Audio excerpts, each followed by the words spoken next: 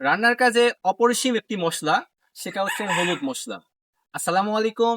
এই যে আমার পেছনে দেখতেছেন একটি অল্প পরিসরে হলুদ বাগান চাষ করা হয়েছে, দেখতেই পাচ্ছেন। আসেন আমরা চাষির সাথে কথা বলি। আসসালামু আলাইকুম। ওয়ালাইকুম আসসালাম।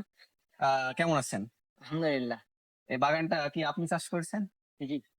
আহ বাগানটা সম্পর্কে, হলুদ সম্পর্কে কিছু বলেন, কি ধরনের চাষ করেছেন, আর্থিকভাবে কেমন লাভবান হচ্ছেন? হলুদ করছি, বাড়িতে রান্নার কাজে ব্যবহৃত হয়, প্লাস অন্যান্য ওষুধের কাজেও ব্যবহৃত হয়।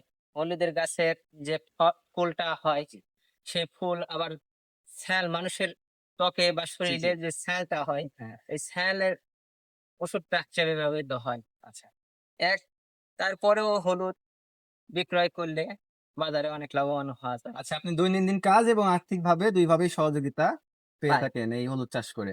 দেখতেই পাচ্ছেন দর্শকরা, এই হলুদ চাষ কিন্তু আমাদের দৈনন্দিন জীবনের যেরকম রান্নার কাজে সহযোগিতা করে, এবং এই হলুদ চাষ করে আমরা বাজারজাত করে আর্থিকভাবে সহায়তা হতে পারি। আপনারা অবশ্যই চেষ্টা করবেন, বাড়ির আশেপাশে যদি জায়গা থাকে ছোট পরিসরে হলেও হলুদ চাষ করার।